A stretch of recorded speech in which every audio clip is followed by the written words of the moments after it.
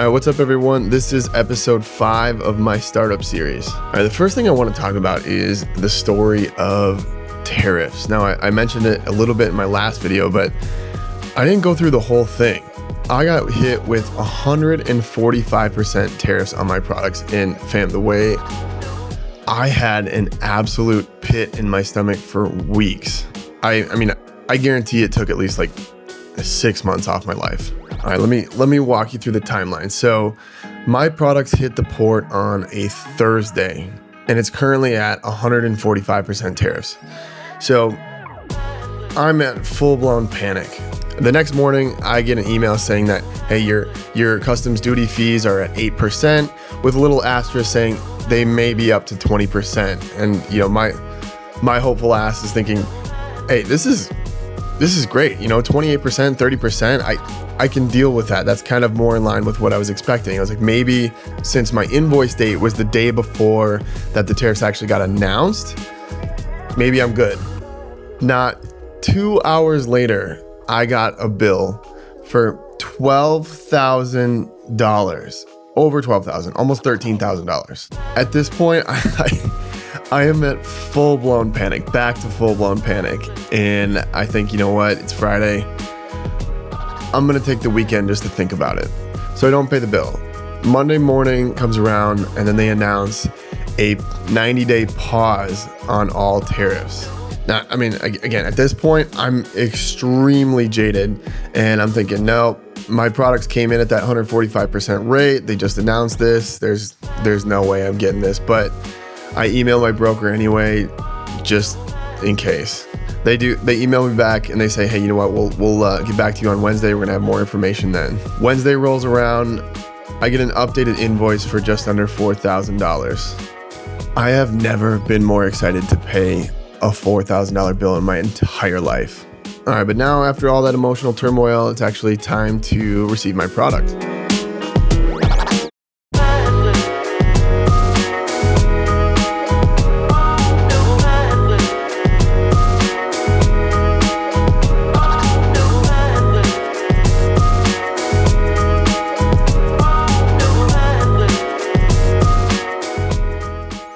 My hats have finally arrived. Oh my God, this has been a long time coming. Now I just need to build a little workbench back here. All right. Let's take a look.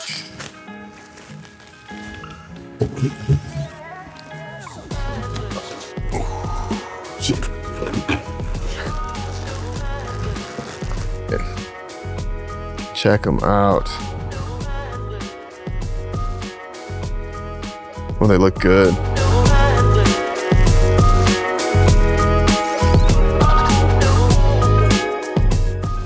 Circumference looks good. And the height looks good. Sweet. It's a funny story. I was planning on building a workbench for packaging and shipping. And I had done all the research, right? I watched the YouTube videos, I made the material list. They told me that it was gonna be like $200 or so, right? I was like, that's perfect. And you know what? My parents even drove up here. It's like 2 hours away. They drove up because I don't have a truck and trailer. So they were gonna help me move all the materials and help me with some tools and things like that. And I went to the lumber yard to pick up all the materials, and I did some quick math, and that is how I ended up with this. Sometimes the easier route is the more economical route. All right, let me explain that a little bit further. So I go to the lumber yard, and first off, they only have rough cuts. This should have been red flag number 1. Secondly, I start to look at some of the prices and I'm thinking, this seems kind of expensive. I start doing some quick math in my head. This thing is gonna be like $700. I realized I went to like a specialty lumber yard that's like dedicated for craftsmen, where everything is rough cut. You have to like plane and sand and cut everything to size, and it's meant for like high quality furniture, not a garage workbench. By this time it's late afternoon, I'm tired, it's been a long week, And I end up on the Home Depot website and I see that they have pre-made workbenches for like less than $300, and they're really nice and you can raise and lower them. So instead of having this nice aesthetic vlog of building a workbench, here's a highlight reel of assembling one.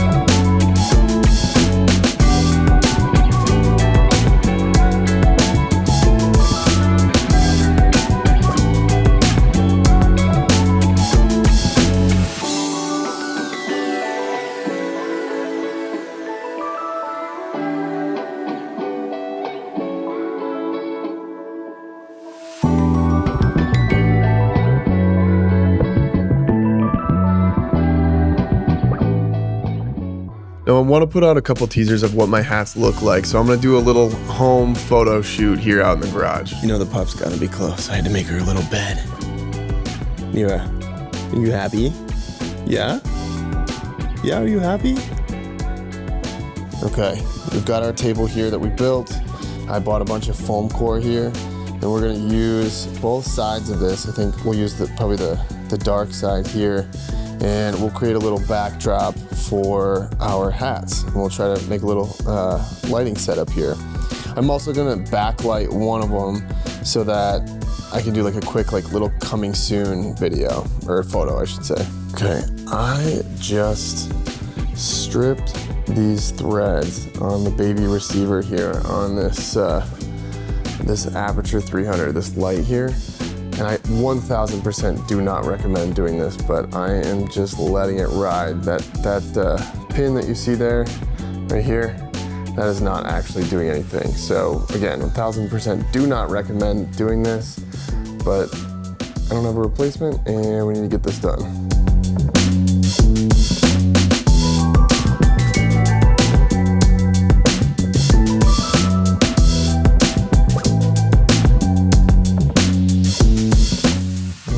This isn't gonna work. All right, guess I'll need tape. Again, not the best, but the best is really whatever you have on hand, right?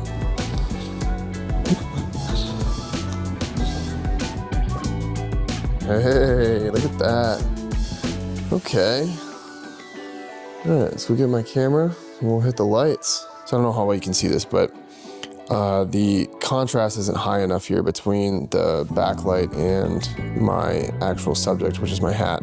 So I need to blow those highlights out of the water to really make that punch. So I think I need to crank my light up just a little bit. And the problem is that this light is like too high and it doesn't go any lower. So I don't really know.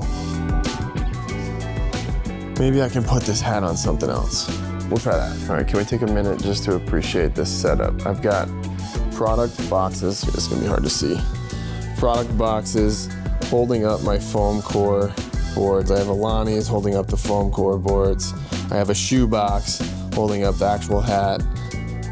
I've got a light stand with a pin that is stripped, or I should say a thread that is stripped, so it's just sitting on there. This is fully homegrown, just really bootstrapping it.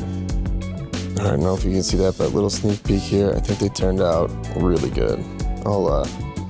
I'll show some of these after this, but man, I just can't. It's crazy what you can do with a couple boxes and some foam core and a light. That's it for this little sneak peek shoot. I do have a couple more scheduled. I have one in my friend's studio, and that will be with models, and that'll be more of like a lifestyle shoot. and I'll try to get some product photos in there as well. The last one will be with models also, but it'll be more of a camp setting. So this is gonna be the adventure pillar of my 3. So there's adventure, performance, lifestyle. But that's it for this week. See you next time.